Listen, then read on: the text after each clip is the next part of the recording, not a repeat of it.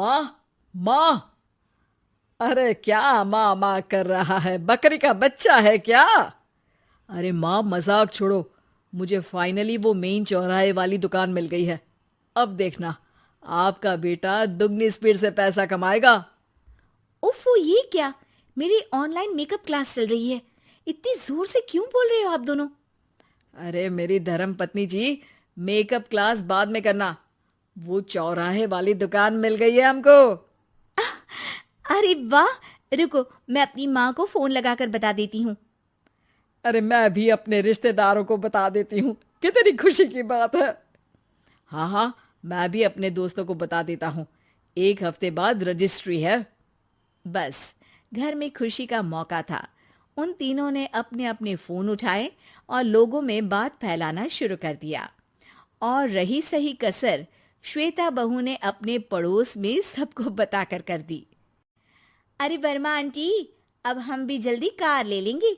घर का रेनोवेशन होगा और ठाट से रहेंगे हम भी। अरे, ऐसा क्या हुआ? लॉटरी बाटरी लग गई है क्या? अरे, इस बार चौराहे वाली मॉल में हमको भी दुकान मिल गई है।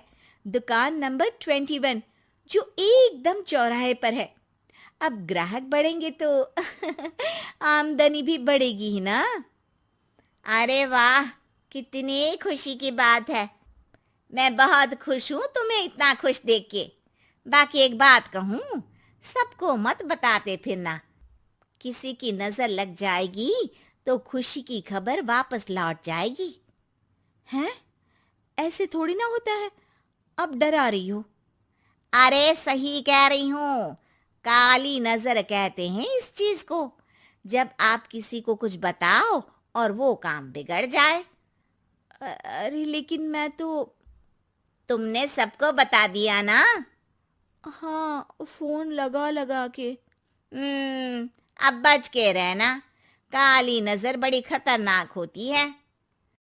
श्वेता इतनी खुश रहती है कि वो वर्मा आंटी की बात पर ध्यान ही नहीं देती, जबकि पड़ोस में और भी लोगों से खुशी की खबर शेयर करती रहती है। अगले दिन राजेश बहुत दुखी होकर घर आता है। अरे बेटा, क्या हुआ? मुंह क्यों सूजा हुआ है? मधुमक्खी ने काट लिया क्या?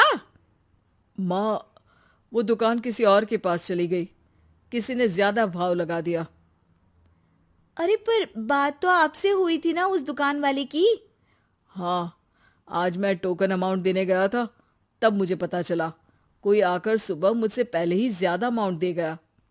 हम्म, काली नजर। क्या? क्या कहा? वर्मा आंटी ने समझाया था कि किसी को बताना मत, वरना काली नजर लग जाएगी। अच्छा, तुम्हें उनकी बात मान लेनी चाहिए थी। उनकी बात मान लेती, लेकिन उसके पहले ही सबको बता चुके थे ना हम तीनों। अरे अगली बार से ध्यान रखेंगे। कोई भी नई चीज होगी तो किसी को नहीं बताएंगे। तीनों कुछ दिन ऐसे ही रहते हैं, पर एक दिन श्वेता को एक मेल आता है। राजेश, मेरा ऑनलाइन मेकअप कोर्स कंप्लीट हो गया। अब मैं खुद का पार्लर खोल सकती हूँ।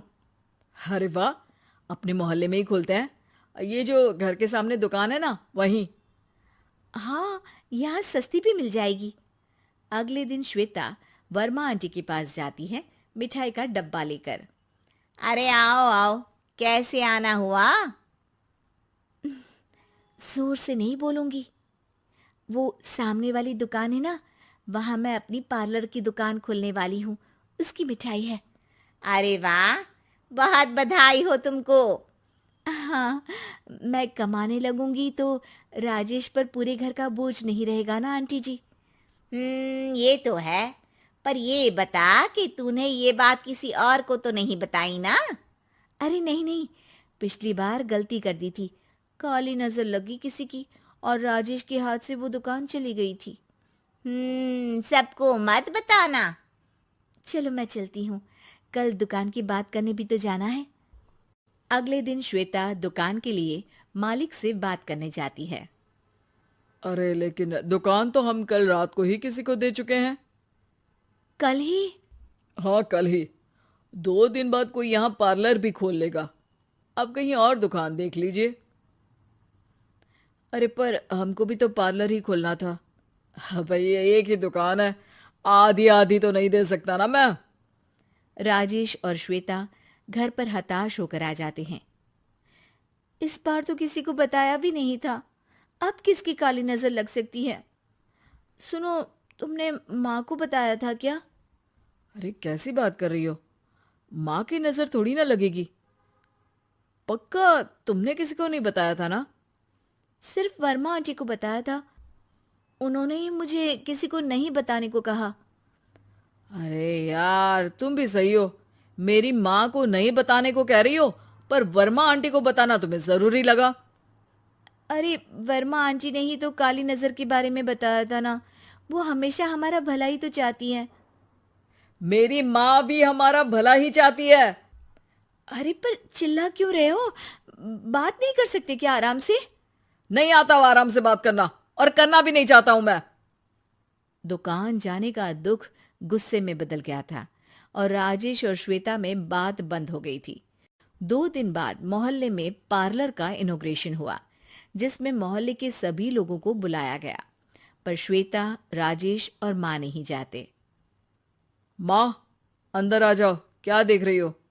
अरे नया पार्लर देख रही हूं अपने आंगन से। देखो, माँ को दूसरे का सुख देखने में कितना मजा आ रहा है, मेरा दुख नहीं दिख रहा इन्हें। यहाँ मेरा पार्लर भी तो हो सकता था। अरे चुप रहो यार, हर बात में लड़ाई क्यों ढूंढ रही हो? राजेश और श्वेता फिर बहस करने लगते थे। तभी माँ ने दोनों को बाहर बुलाया। अरे जरा देखो तो, दुकान चलाने वाले का बोर्ड पर नाम क्या लिखा है? श्रुति वर्मा। गाड़ी निकाले बेटा, हमें कहीं जाना है। काली नजर का इलाज कराने? राजेश अपनी बाइक निकालता है। तीनों ट्रिपलिंग कर रहे हैं। माँ राजेश को उस मॉल वाली दुकान पर लेकर जाती है जहां राजेश अपनी दुकान खोलने वाला था।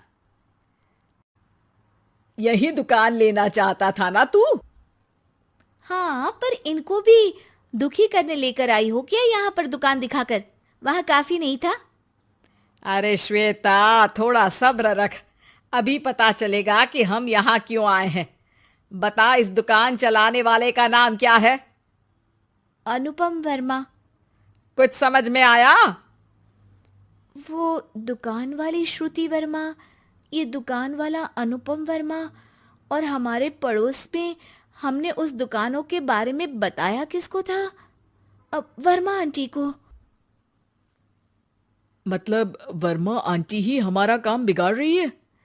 नहीं नहीं, ऐसा नहीं हो सकता, ये बस इत्तेफाक है। राजेश अपना फोन निकालता है और श्रुति वर्मा और अनुपम वर्मा के नाम फेसबुक पर सर्च करता है, जहां ये दोनों ही वर्मा आंटी के रिश्तेदार होते हैं। श्वेता को समझ में आ जाता है कि वर्मा आंटी की ही नजर खाली नजर है। अब क्या करना है? कोई भी खुशी की खबर हो तो काली नजर से बचना है, यानी वर्मा आंटी से बचना है। अरे पर मुझे ये समझ में नहीं आया कि वो हमारे साथ ऐसा क्यों करेंगी। अरे बेटा, एक सीख है, दूर के आदमी को आपकी तरक्की से कम परेशानी होगी, पड़ोसी को ज्यादा। दोनों माँ की बात में हामी भरते हैं और अगला काम चुपचाप करने की कसम खाते हैं, ताकि आगे से वर्मा आंटी कोई काम ना बिगाड़ सके।